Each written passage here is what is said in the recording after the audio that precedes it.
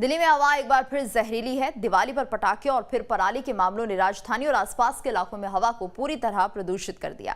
वहीं पराली जलाने को लेकर किसानों की अपनी समस्या है। पटाखों पर भी सियासत जारी है, लेकिन इस सब का नतीजा कैसे दिल्ली और आसपास की जनता को भुगतना पड़ रहा है, देखिए इस रिपोर्ट में।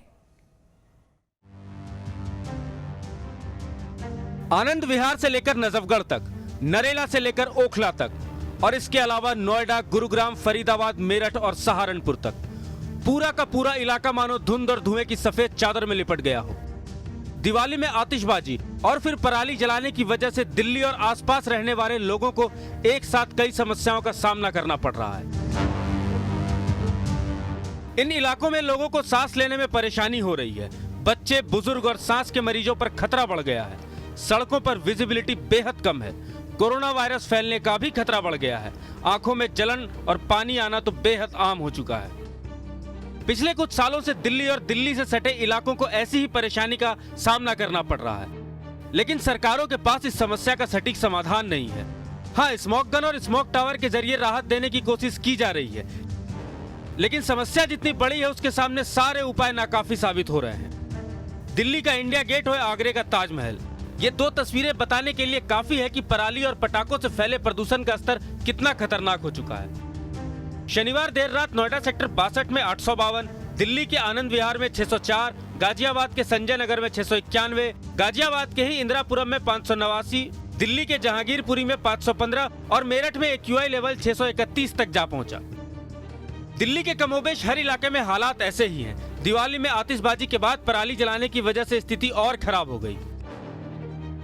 दिल्ली के यमुना विहार, बारापुला पुल, अक्षरधाम मंदिर, आनंद विहार, इंडिया गेट और आईटीओ पर हालात सबसे ज्यादा खराब हैं। सड़कों पर लोगों का चलना मुश्किल हो गया है, तो सफेद धुंध की चादर में ढके ये इलाके इस बात की तस्दीक करते हैं कि प्रदूषण का स्तर कितना खतरनाक हो चुका है। दिल्ली सरकार ने साफ किया है कि पराली की वजह से दिल्ली में प्रदूषण का स्तर खराब हुआ। दिवाली के दिन पंजाब, हरियाणा में पराली की घटनाएं जिस तरह से बढ़ी और दिल्ली में कुछ लोगों द्वारा पटाखे फोड़े गए, उससे पोल्यूशन स्तर काफ़ी बढ़ा है।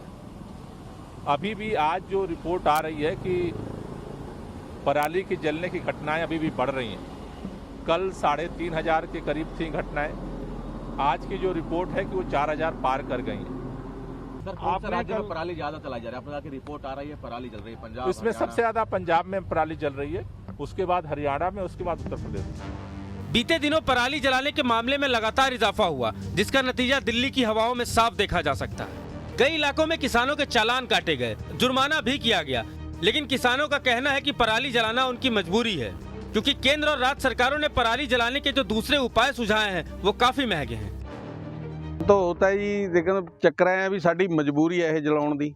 ਅਸੀਂ ਇਹਦਾ ਕੋਈ ਹੋਰ ਉਪਾਅ ਹੀ ਨਹੀਂ ਹੈ। ਕਿਸੇ ਵੀ ਕਿਸਾਨ ਕੋਲ ਕੋਈ ਵੀ ਸਾਧਨ, ਕਿਸੇ ਵੀ ਤਰ੍ਹਾਂ ਦੀ ਸਬਸਿਡੀ ਨਹੀਂ ਆ ਰਹੀ, ਤਾਂ ਕਰਕੇ ਸਾਡੀ ਮਜਬੂਰੀ ਆ, ਕਿਉਂਕਿ ਵੱਡੇ ਵੱਡੇ ਖਰਚੇ ਆਉਂਦੇ ਨੇ ਉਹ ਸਾਧਨਾਂ ਨੂੰ ਖਰੀਦਣ ਵਾਸਤੇ। ਕਿਸਾਨ ਕੋਲੇ ਇੰਨੇ ਪੂੰਜੀ ਕਿੱਥੇ ਹੈ ਜੀ ਵੱਡੀਆਂ ਵੱਡੀਆਂ ਮਸ਼ੀਨਾਂ ਲੈ ਸਕੇ। ਕਿਸਾਨ ਤਾਂ ਸੁਪਰ ਸੀਡਰ ਨਹੀਂ ਖਰੀਦ ਸਕਦਾ, ਕਿਉਂਕਿ ਜੇ ਸੁਪਰ ਸੀਡਰ ਖਰੀਦੂਗਾ ਉਹਨੂੰ ਚਲਾਉਣ ਵਾਸਤੇ 55 ਹਾਰਸ ਪਾਵਰ ਦਾ ਟਰੈक्टर ਚਾਹੀਦਾ ਘੱਟੋ ਘੱਟ। किसानों की अपनी मजबूरी है, लेकिन समय रहते सरकार की तरफ से ठोस उपाय नहीं होने का नतीजा पिछले कुछ साल से दिल्ली एनसीआर के लोगों को झेलना पड़ रहा है। हालांकि दिल्ली सरकार की ओर से 92 कंस्ट्रक्शन साइट्स बंद किए गए, लेकिन आने वाले दिनों में दिल्ली की हवा पर इसका क्या असर होगा ये बता पाना अभी मुश्किल है।